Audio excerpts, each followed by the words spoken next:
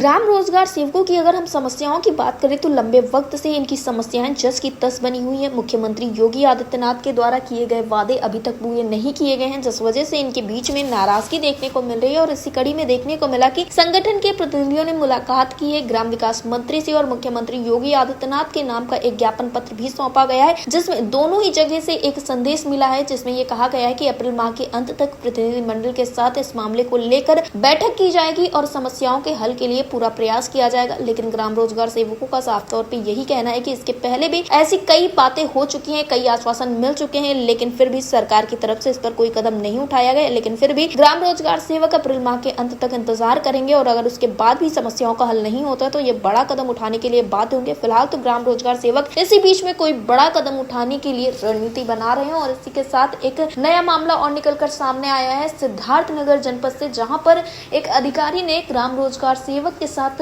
बदतमीजी की है, उससे ठीक तरीके से बात नहीं की है, जिस वजह से सिद्धार्थनगर जनपद के जो कर्मी है वो इस सारी चीजों का विरोध कर रहे हैं। और अगर इस मामले को लेकर जल्द से जल्द कोई संज्ञान नहीं लिया गया तो ये विरोध बढ़ता जाएगा और ये विरोध एक प्रदेश व्यापी विरोध बन जाएगा, क्योंकि कर्मचारियों का यही कहना है कि अधिकारी की तरफ से इस तरह की बदतमीजी की है, जिस वजह से कर्मचारी काफी ज्यादा आहत नजर आ रहे हैं। एक तो ग्राम रोजगार सेवक सारे काम पूरे मनोयोग से करते हैं, दूसरा इनका मानदेय भी इन्हें समय से नहीं मिलता है, उसके बाद इनके साथ ऐसे दुर्व्यवहार किया जाता है, जिससे कहीं न कहीं ग्राम रोजगार सेवक काफी ज्यादा आहत नजर आ रहे हैं। फिलहाल अब देखना ये होगा कि मुख्यमंत्री योगी आदित्यनाथ की तरफ से जो बातें कही गई हैं और ग्राम विकास मंत्री की तरफ से जो कहा गया है, इन बातों में कितनी सच्चाई होती है, क्या तब तक समस्याओं का हल हो जाता है या फिर एक बार फिर से नया समय दिया जाएगा इन ग्राम रोजगार सेवकों को। फिलहाल इन सारे विषयों पर ज्यादा जानकारी देते हुए और गहनता से बताते हुए प्रदेश अध्यक्ष कुलदीप द्विवेदी ने क्या कुछ कहा, आप भी सुनिए। कुलदीप जी, आपका हमारे चैनल अटल टीवी पे बहुत बहुत स्वागत है।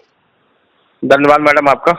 कुलदीप जी, जिस तरह से देखने को मिल रहा है कि लगातार आप लोग अपनी समस्याओं के हल के लिए शासन प्रशासन से मुलाकात कर रहे हैं, आपके द्वारा अवगत कराया गया कि हाल फिलहाल में आपने फिर से काफी लोगों से मुलाकात की है जो शासन प्रशासन में आप लोगों की बात को पहुंचाएंगे, आपकी समस्याओं के हल में काफी ज्यादा बड़ा रोल निभाने वाले हैं। तो आप लोगों ने इस बीच में किस किस से मुलाकात की है, मैं जानना चाहूंगी। इसी बीच में हमारी मुलाकात माननीय सांसद जगदम्बिका पाल जी के माध्यम से, क्योंकि हमारे संगठन के संरक्षक भी हैं माननीय सांसद जगदम्बिका पाल, उन्हीं के माध्यम से माननीय मुख्यमंत्री जी को मैंने ज्ञापन भिजवाया है। जी माननीय मुख्यमंत्री जी ने उनको आश्वासन दिया है कि जल्द ही जल्द हम आप रोजगार सेवक के संगठन की प्रतिनिधिमंडल के साथ हम बैठ के वार्ता करेंगे। लेकिन अभी अधिकारियों की तरफ से और कहीं मतलब कोई अभी मतलब रुचि नहीं मिल पा रहा है।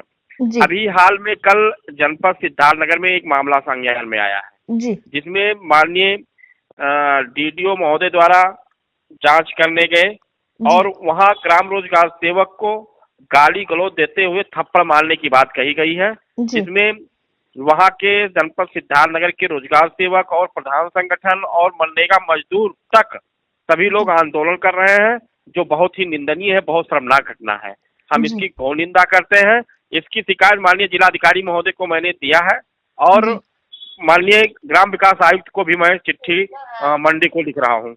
जी कुलदीप जी, इस बीच में कुछ खबरें निकलकर सामने आती हैं जिसमें ये देखने को मिलता है कि आरएसएस और भारतीय जनता पार्टी की एक मीटिंग होती है और ये मीटिंग होती है 2027 के चुनाव को लेकर, जिसमें आरएसएस ने भारतीय जनता पार्टी को साफ तौर पे इस बात के लिए चेता दिया है कि अगर अब संविदा और आउटसोर्सिंग के जो कर्मचारी हैं उनकी समस्याओं का हल नहीं होता तो 2027 का चुनाव उनके ऊपर काफी ज्यादा भारी पड़ने वाला है। तो क्या मानना है आपका, क्या आप आरएसएस की इस बात से बिल्कुल सहमत नजर आ रहे हैं?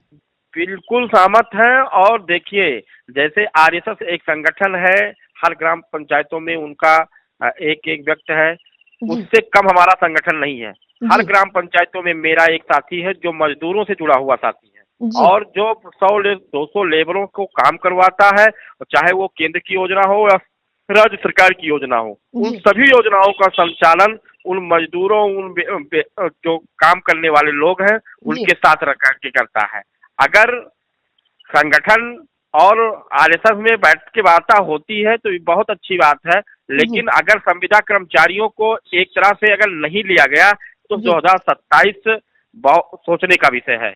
जी कुलदीप जी, जैसा कि आपके द्वारा अवगत कराया गया कि आप लोगों ने ग्राम विकास मंत्री से भी मुलाकात की और मुख्यमंत्री योगी आदित्यनाथ को भी ज्ञापन पत्र सौंपा है। फिलहाल ज्ञापन पत्र तो आप लोगों ने कई बार सौंपा है, लेकिन ग्राम विकास मंत्री का क्या कुछ कहना है, उन्होंने कब तक का समय दिया या क्या कुछ बताया है आप लोगों को?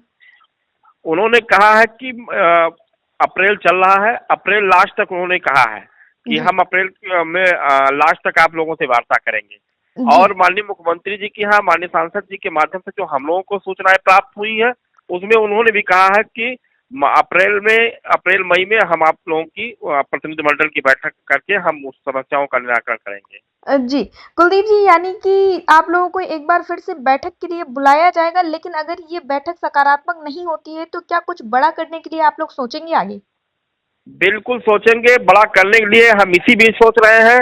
और जी। दूसरी बात है, मैं शासन प्रशासन को चेतावनी देना भी चाहता हूँ आपके माध्यम से कि अभी जो जनपद सिद्धार्थनगर में ये मामला हुआ है, जी। जो अभी इससे पहले जो मानदेय आया था, वो कहीं कहीं मानदेय 1300, कहीं 1400, कहीं 1800, जो कि प्रतिमाह माननीय मुख्यमंत्री जी ने घोषणा की है, शासनादेश है कि 7788 रुपया प्रतिमाह दिया जाए। ये जी। बहुत ही निंदनीय है। इन सभी मुद्दाओं को लेकर के जो लंबित मांगे हम लोगों की है, बहुत जल्द ही हम लोग लखनऊ में बैठक करके आंदोलन करने का काम करेंगे। जी, कुलदीप जी, अटल टीवी से जुड़ने के लिए धन्यवाद। बहुत बहुत धन्यवाद।